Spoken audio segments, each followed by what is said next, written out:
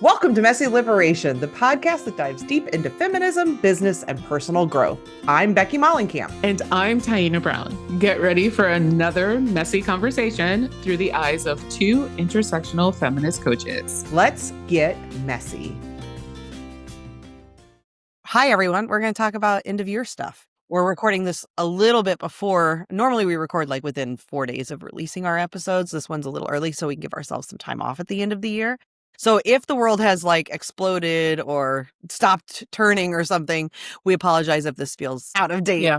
But otherwise, here's our general thoughts about the end of 2025 and the start of 2026. Yeah. 2026. Geez. If you had to have one word to describe 2025 in your life, your business, just the world as a whole, like when you reflect on 2025, this is so out of the blue, so you're not ready, but just be thinking. As you think back on the year, what is the word that comes to mind for you? Because I feel like for me, That was a heavy sigh. I would like a better word than shitty. Singing shit show. Really? Okay, that's shit show. So we're on the same page there. Yeah. I don't know. It just has been like personally, we lost my father-in-law, our neighbor died, finances have been tough. My business has been so personally it's been hard. Business-wise, things have been slower. And I feel like I've been in this period of kind of like slight transition with what I'm doing and how I'm doing it. So, and then obviously just the fucking world, the first year really of Trump's term. And I said his name. It feels icky to even say it. Yeah. And how brazen politically they've been, and how even though like we thought the worst things would probably happen, like seeing them start to happen is really fucking hard. So yeah, shitty, kind of a shitty year. It feels like a year of loss. Year of losses. Well, certainly, yeah, because it feels like there's like the loss of like privilege, first of all, which I know is privilege, but I do feel like there's some of that for me, like in various ways I've seen a reduction in some of my privilege, which I love my little sticker as a reminder because, the people with most privilege think equality feels like oppression. So like it feels oppressive while remembering that it's really, I've been losing mostly privileged pieces of my life, right? There's loss of actual humans and people that we cared about. And then there's just like loss of what, I don't know. I see that's also privilege, but a privileged perspective on America. What about you? Like, is there a way for you that obviously you lost one of your dogs? We lost one of our dogs. This has been at a standstill for a while, for over a year now. So there's still that like ongoing loss of that. It's just loss of just general life with the genocide, and more recently with like people being disappeared in this country because of bad immigration policy and political beliefs. Some humanity. Yeah, like this feeling of like, because as you bring up genocide, and I'm thinking about ICE and immigration in general, and just the general way that I feel like people feel comfortable in treating each other and showing up. Like it does feel like there's some this like loss of our humanity. Not that we had that much to begin with. There was plenty of problems before, but it just feels even more, like I said, sort of brazen. It feels aggregated. Yeah, it's tough. Yeah. Okay, so then 2026. As you think about 2026, is there a word that comes to mind of how I'm not a big Pollyanna person, so like I'm not going to be like, oh, here's what I hope it'll be, because it's always for me grounded in some reality. So like realistically, do you have a thought of what you're expecting 2026 to, how you expect it to show up in the world for you? Like a little bit. I don't ever do like a word of the year kind of thing. I feel like that feels stifling to me. Usually it's like a set of intentions or a group of words, but it does feel like I'm about to go into like a reset. So personally, professionally, the first imagery, the first thing that comes to my mind with resetting is like when you break a bone and you have to get it reset. It's a fucking painful process. Like first when you hear reset, you're like, yay, new things, but contextually resetting is not an easy thing to do. It's it can be sometimes a painful process. So I'm not saying that because I feel like it's going to be a hard year, but my brain is just always like, what's the good with this and what's the bad? Don't forget, there's a context here to take into account. Yeah. I'm a person who likes even numbers and doesn't love odd numbers just as a whole. And I don't know if that's everyone or if that's just like a weird quirk with me. Like if I'm watching TV, The volume. it's a little embarrassing to admit, but yes, I I thought feel like a lot of people do that me though. too. And I only learned recently that I'm not a freak because these are the things I've always kept quiet about myself. And then when I vocalize them, my husband will say I'm a freak, but then I'll find out from other people like, no, actually, I am No, not. people do that all the time. Yeah. So I only will do even numbers, but then there's a little twist on it that I've also heard is normal. Like there's some psychology around this, but I also like 0 and 5. So I like 0, which is an even number. The only odd number I like is 5. So I'm fine with like a 25. In fact, I prefer the volume at 25 than 24 or 26. Anyway, but on the whole, I prefer even numbers. Maybe it's because I was born on the 28th and Feb 2/28. Those are all even numbers. But so my point being, as I reflect back, I was like just thinking back briefly on the last like 5 years. 2020 was a really hard year for a lot of people, but honestly, I kind of, and I hate to say that because there's obviously all of the like honoring of the great deal of loss people had. I liked 2020. I actually kind of enjoyed that year of the early stages of kind of being more homebound and with people and as a hermit. I kind of like that. By 2021, I was kind of sick of it. And so 2021 was rough for me. 2022 was actually one of the best years in my business, followed by the beginning of a decline in 2023. And then 2024, I think back, I'm like the orange buffoon wasn't elected yet. And it was like the last like breathing in of having some sense of like, I don't know, normalcy of at least like people, presidents and vice presidents who took the roles seriously. And then this year has obviously just been a clusterfuck of shit. Yeah. So there's a part of me that's like, okay, 2026, even year. Somehow I just feel like it's going to be better. I don't know that that's true, but there's a part of me that feels like it's got to be at least a little better.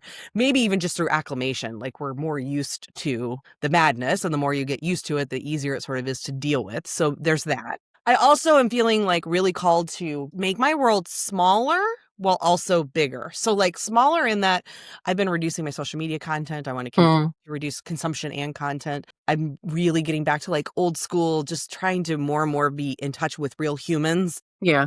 I have a plan for next year that we talked about of trying to do more in real life stuff with some people that I know here. So like smaller in that way of like not trying to be like on this global stage and just like, how do I get back to smaller things? But then also bigger in that, like I'm releasing a book and I want to do more collaboration kind of things that feel like they're so like amplified, smaller, but amplified. Yeah. And all that feels really good. So when I think about 2026, despite the fact that I don't see any way that we have any market improvement politically until at least the midterms, which then means really 2027, I do feel some amount of like, it's got to get Optimism. better. Some amount of hope that it, and maybe it's also because my expectations are like, I'm only looking for like 10% improvement, right? So I'm not asking for like 100%. The bar's low. The bar's low. Really low. So I do feel like it won't be hard for that threshold to get hit of like, even just releasing the book, that will feel like such an accomplishment that I feel like that alone might be enough for the 10% improvement that on reflection, I'll look at 2026 and say, well, it was better than 2025. Yeah. So some of it I think is expectation setting. Yeah. Yeah. Yeah, that's very true. I think sometimes we go into like these like ideas about New Year's and resolutions and goals and with unrealistic expectations. And so I remember a conversation I had in a group program that I did. Actually, Marina, who is a health at every size coach. Shout out, Marina. And is a part of our coaches circle as well. She was in this group program. And she's been a guest on the show. Yeah, for sure. So we're talking about what it looks like to have fluctuating capacity, like what that actually means. Okay. Before you go into it, can I just say, when you say fluctuating capacity, I can only hear flux capacitor, which is from Back to the Future. So if you don't know Back to the Future, they talk about the flux capacitor. Fluctuating capacity is a flux capacitor. Anyway, sorry. What it is to have capacity that isn't static, right? That there we go. It's dynamic, right? That changes depending on things. And she put it so eloquently where she said, do some of the journaling exercises that she kind of broke it down to like your conditions, right? So the context that you're currently in plus your capability, that equals your capacity. And sometimes we forget that like when conditions change, that also affects our capability. And conditions can look as like can look like your wildly body, different. right? Your body Yeah. changing. Yeah. So month to month, depending on if you still are having a monthly sort of cycle as a woman. Financial changes, relationship It can look changes. seasonal, right? Because Yeah. some people have very serious seasonal affective disorders. Like, yeah, I agree. The idea that any person is meant to have static capacity, that's called a robot. And that's so not human. And even robots have changing capacity based on how old they are. I mean, my laptop Battery, is from right. 2017. Right. It will just black out on me randomly throughout the day. This machine, times. like my phone is a machine, right? And exactly, if I don't charge it, it starts to not perform well or it dies. So you're right. There isn't anything that has but like consistent, steady capacity. There's probably some scientist who's like, you're wrong. There is a blah, blah, blah that has, okay, fine. But in general, there's really nothing that has static capacity that's constantly like moving at that. Yeah. Yeah. I think the constant or the consistent piece is that there is always capacity. It's just a matter of what that looks like. Yeah. How much. Well, and it's basically what spoon theory is, right? Is sort of is honoring that. Like you have different amounts of capacity at any time. And so spoons.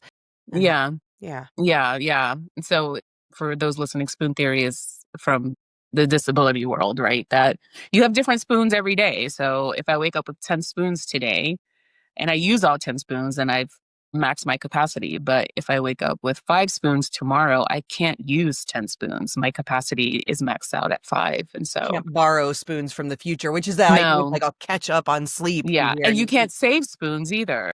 And so when you have a disability, I think the hardest thing to kind of come to terms with that is that when you're quote unquote normal or healthy, right, according to medical science, and you don't have a disability, you are able to, you have reserves. When you have a disability, a lot of times there are no reserves, right? Because a lot of it is out of your control. And so that's where kind of spoon theory comes in. Honoring that like maybe you have one spoon, you just have to honor that. Well, as I say, the only constant is change. I don't know who's that quote all the time, and that's true. Change, like, so also thinking about a whole year, I'm talking about this year, like if I come up with one word, it's shitty or shit show. But there were also real moments of great joy, right? Like there was lots of shit that happened, but on the day to day, like if I were to I didn't, but if I were to track each day as either positive or negative, like if I only had a binary choice between, let's say I didn't even have a binary choice. Let's say I have a scale of 1 to 10 and I were able to track it. I have a feeling the average at the end of the year was probably like a 7 or something, right? Like, cause on the whole, most days aren't that bad. Yeah. Right? They're just days with normal stuff. You go through the motions, you do the things. You have moments where you snuggle with your partner or your kid or your dog. You have moments where you push something that you feel good about. And then there's also the time when somebody says something negative or whatever. But we remember the negativity bias, which is another psychology term, but it's just basically we have a tendency to focus on negatives and remember them more than we remember positives. It's a biological imperative. It's what has always helped humans stay alive, right? Yeah. If you just focus on the butterflies and let the lion kill you, that's not a great way to survive. You got to focus on the lion and then notice the butterflies occasionally, but you're really focused on the lion. And so that's how we're still wired. So I look at 2025 and on the whole, I feel like, oh, it's shitty. But the truth is I bet on the whole, like if I actually were to rate it, it was probably a solid 7. Yeah. 6 or a 7. Like it was, I have a feeling it was at least over a 5. Like it was more than half bad. Agreed. It was probably I think more also half good. The shitty things feel so big. Right. Like genocide compared to like normal everyday activities. Right. The regression of, human rights politically in this country here in the US, like those are big things. And so it might not be a lot of things, but I think the weight of them is heavier. And I guess there's this part of me too, and again, this could be privilege showing, but I also feel like if we want humanity to continue, like if we want life to continue, we don't want to all just off ourselves at the end of a year. We have to also give ourselves some permission to say, I have to hold both. I can hold that genocide is awful. It's heavy. I don't want it to exist. I want to fight against it. All these things, right? And I have to have space in my day to say, and my day today was actually really good, right? Yeah. Like I had moments of joy and whatever. If we don't allow that, I mean, then you just can't continue. Yeah, and you can't. Sadly, genocide has never gone away, and probably, sadly, I don't know if it ever will, as long as we live under these systems where genocide is part of what maintains the system. The status quo, yeah. Which is really off. Like just saying it feels. Just saying that is right. Just, very icky. horrible. And if I can't acknowledge that and find a way to come to some, I don't want to say like, I don't know, peace. That's not the right word, because it's not like I want to accept it, right? Like the difference between acceptance and like, I don't know what the word is. Like just I think it's just surrendering to it, what is. having the space, right? To hold to hold those two seemingly opposing truths. And so I think for a lot of people, there is no mental or emotional space to hold that because the world demands so much of us. And so the hard part is like finding that space within yourself to hold these like opposing truths. The messiness. That's the messy part. Right. Yeah. Yeah. You know, this inspires me. I don't know that I'll do it. Here's the problem. I'm such a good starter and not a great finisher. But I love a spreadsheet.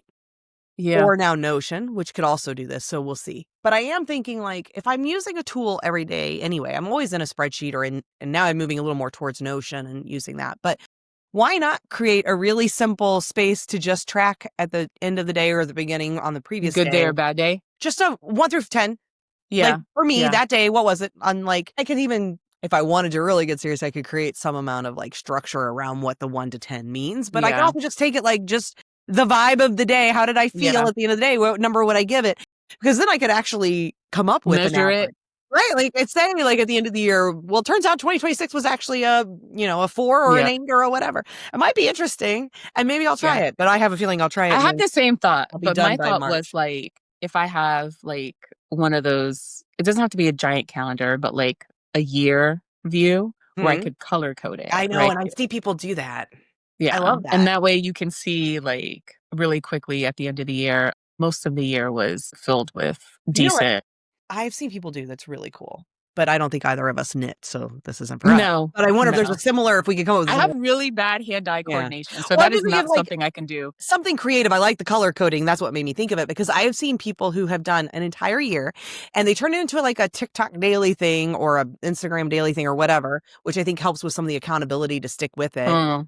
Where each day they knitted one line of like a blanket based on the color. So it was a color-coded line of how they felt that day, angry, happy, sad, whatever. Yeah. So that they could, it was somebody who had some sort of, mental health issues of some sort. So I couldn't say, but I think I've seen more than one person do it. But the first person I saw do it was a woman who had some mental health issues. And so she was wanting to do a similar thing. Like it's easy to believe that it's all bad. And so she wanted to see visually, like, was it all bad? And it was interesting watching because you would see each day and like as a month was done. And then by the end, 12 months, she had a pretty long, it was probably more than one line. It was like, almost 300 lines. That's probably a lot. I don't know. Yeah, that's a lot. But you could watch the color and sort of just see seasonally too. And on the whole, it was more good colors, happy than sad. So it'd be fun. I'm not a knitter, but as something that you have like a tangible thing instead of me with my spreadsheet, which is kind of boring. Yeah. I'll think about it. But I do think there is something to that maybe to help us with just being more real. Because again, because of the negativity bias, we tend to think things are going worse than they are. And then I feel like I think you said, like it has a compounding effect in a way. Yeah. It feels aggregated. Yeah. Yeah. How do you break free of that? That feeling of, I think, I don't know. You do something, right? So whether it's knitting or coloring or I don't know what, but creating something visual or at least a place, something that helps you get back into instead, because I think it's the macro. Am I right? Macro's the big, like, and then getting into the micro of like just my life, my day to day. Because when we reflect, we think about so many of the big things that we're not really looking at like the micro of how we actually live. Like we exist inside the macro, but how we really live is the micro, the day to day in our life, rarely even outside of these walls for me. Yeah. Like, like it's just in this house, in my car, driving my kid to school, like, in those moments. And if I could get myself to be more present, like I just think some activity like that helps with presence. Because I think presence is what really helps you. Yeah. Yeah, for sure. For sure. Yeah, it is hard to stay present. I think one thing I do to just like come back to myself and try to be present and remember that, almost everything feels heavy, but that doesn't mean everything is heavy, right? Like just having these moments of like mindset checks or self-coaching, whatever you want to call it, where it's like, okay, I just saw a news story about genocide and my wife brought me coffee in bed this morning, right? And so it's like this sweet little moment, and so it's like, just kind of coaching myself through contextualizing, right? Just kind of like really pulling back and like, okay, well, what's the whole picture of my day today? What's the whole picture of what I'm feeling right now? And not just like pinpointing this one moment. Yeah. Oh, for sure. I love that. Like my husband, get out of there. Well, first my dog, who's like, whatever. That's like, she's been really sweet this morning. That was a moment. My husband sent me some silly, funny text this morning that made me laugh. And it was like, I was also frustrated with my son. We had a little moment of frustration of like this expectation that I'm supposed to just know where his stuff is and the frustration that builds around that. So like, I kind of lost my cool for a minute with him. So that could make today shitty. Or I could focus on, my husband sent me these things that made me laugh and I've already had laughter in my day. And when my son comes home, there's an invitation to write what feels a little off right now, and like, yeah, but it's hard because I have a tendency, as I did when we talked yesterday, when this comes out, will have been a couple weeks ago, but of this fixation on like one member leaving a group I run, the podcast collective, right? Someone else also stepping in, someone else saying, I want to be a part of this, one person exiting, but I had someone else who came, we had an event where there were people and it was really helpful. Like there were all these good things, but I can get fixated. And allow, not just fixated, but allow it to affect my mood, right? Like it really felt like it affected so much yesterday. And it's like, can I find a way to help myself get back to remembering the good? That's my invitation to myself for 2026. Yeah. Yeah. And, I say this all the time. It's so much easier said than done. But being present really does make a huge difference in how you feel. Yeah. Yeah. And I think also understanding that like, because one thing like my wife and I talk about a lot too is like, okay, this bad moment happened, but does it have to affect the whole day, right? Does it have to ruin the day, right? There's still 6 hours left in the day, or there's still 3 hours left in the day. Like, I can't tell you the number of times I've said that to my son before school. Where I'm like, you have a choice now. You can let like he didn't have any pants to wear the other day, or he didn't like any of the pants he had to wear. And he was so upset and angry. And it was like, I'm like, you can make a choice to let this now determine the rest of your day. Yeah. Right. Or you can just say, I now have it. Like we found something. He was wearing them. He was still angry. Like, or you can now say that problem has been resolved and I can choose to like move on. And I can feel it so deeply because I know the number of times where I'm like, F off, I don't have that choice, even if you do. You know? Yeah. Well, I think sometimes admitting to yourself or like coming to terms with choosing to feel better feels like, and this is something we talked about in, the last episode or the episode we recorded yesterday too. It feels like conceding, but it also, or failure. It feels like invalidation of your feelings, Yeah. How do you hold them?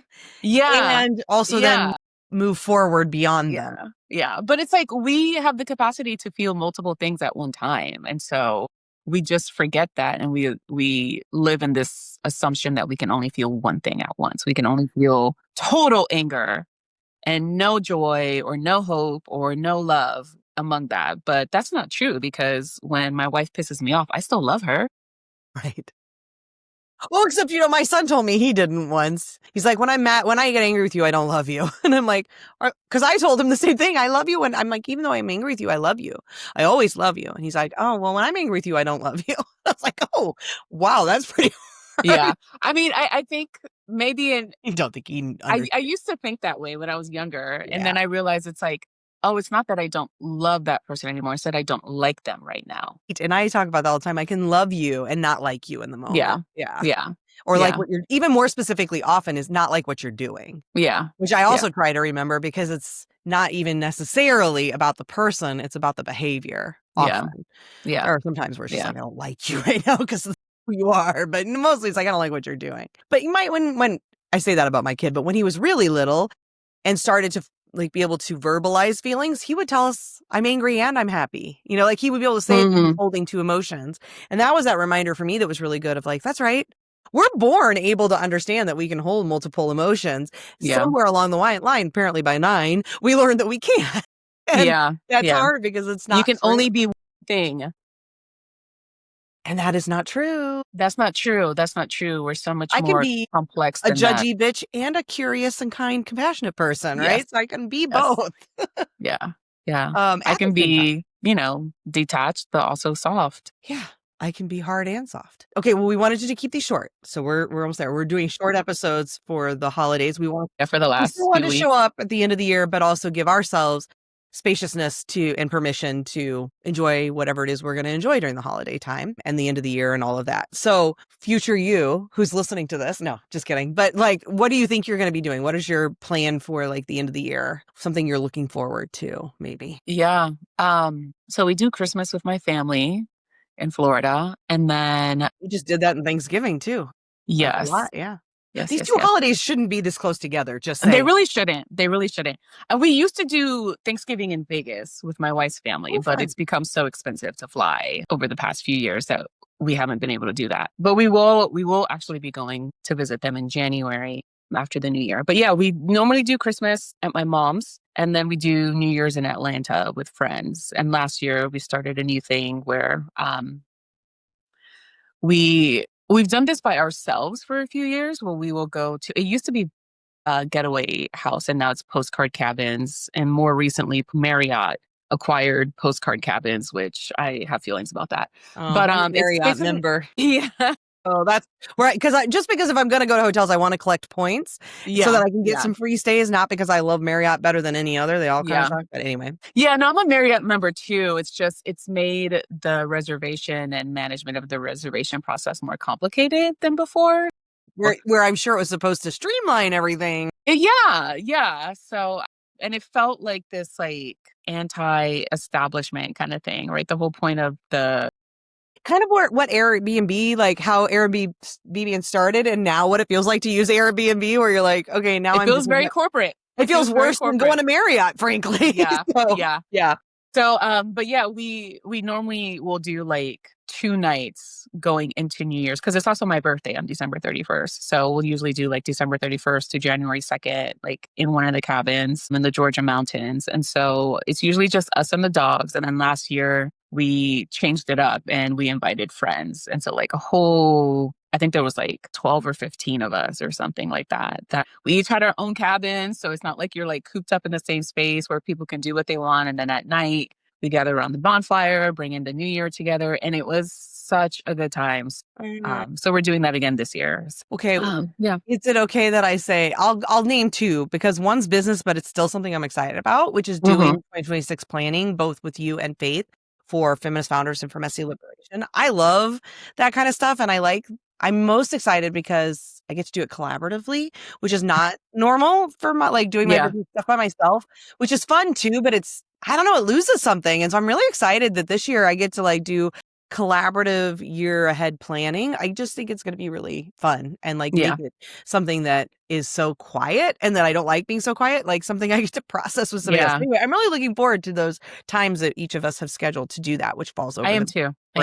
So it's not technically a full break, but I can't do a full break or I'll lose my mind. And then family wise, because I was going to say the other one is I think I might go to a hotel, but then that's not really spending time with other people, but I am really looking forward to that because I need some solitude desperately. But this year is going to be very hard because we lost my father-in-law, right? So Thanksgiving was challenging. It wasn't as bad as I thought it could be though. But I think Christmas will be hard. And oddly, and if she's listening, not any slight on you, mother-in-law, you just wouldn't necessarily expect being excited to have my mother-in-law more involved, but I really am. I think it'll be really lovely. I think she may stay with us Christmas Eve, because normally we did Christmas Eve. We do Christmas Eve as a family, so we'll do that again. But since he won't be there, she normally would spend Christmas Day with him while her kids did Christmas with their families.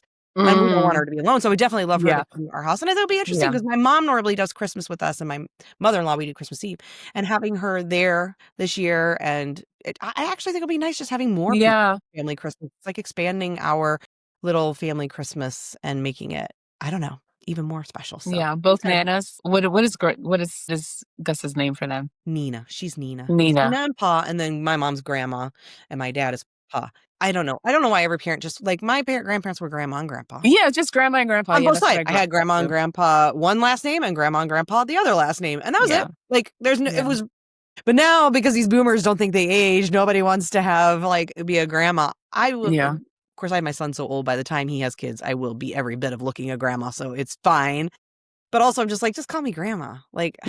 But anyway, Nina. So I think Nina, not her actual name, but her grandmother name, will maybe join us with. And now we also have a new grandpa because my mom's got a long-term boyfriend. So, for a kid who's losing family, he's also flush with family. I will tell you. Anyway, spending time with everybody. I am looking forward to that. And I'm looking forward to the fact that built into that, I have some work time scheduled because I'm not somebody who does well with 2 solid weeks of family time. As Yeah. somebody who Yeah. needs You more need your solitude. breaks. And Everybody so I'm needs glad their that break. it's in the calendar and I'll be able to use it almost as an excuse, but also a truth that I have some other stuff scheduled. So I got to go do that. You two go, and because they're the ones that are more extroverted. So they can go and go sledding or do whatever it is they end up doing. Yeah. And I can have my quiet time. Keep the boy happy and busy. I need the mix. I need the mix of both. And so I'm looking forward to the fact that I have all that scheduled. So it should go that way. So wishing everyone a happy new year. Happy New Year. A hopeful new year, at least. If it's A just reset, 10% maybe. better. Like, let's all just aim for 10% better in 2026. Not massive, like just 10% better. Can we make that Shift happen? your expectations. Yeah. And a wonderful whatever holiday season, if any, you celebrate, or end of year, or if nothing else, we'll just all celebrate Taina's birthday. And as this comes out, it'll probably be right around your birthday. So happy birthday. Yeah. I'll be 44. Oh, what a year. Well, it has the nice duplicate. I don't even want to Duplicate talk even about numbers. I don't want to talk about my birthday. It's fine. Anyway, happy new year. Happy birthday. Happy New Year. We'll see everyone in 2026. All right. Thanks for listening to Messy Liberation. Thank you so much for your support and for listening today. Until next time.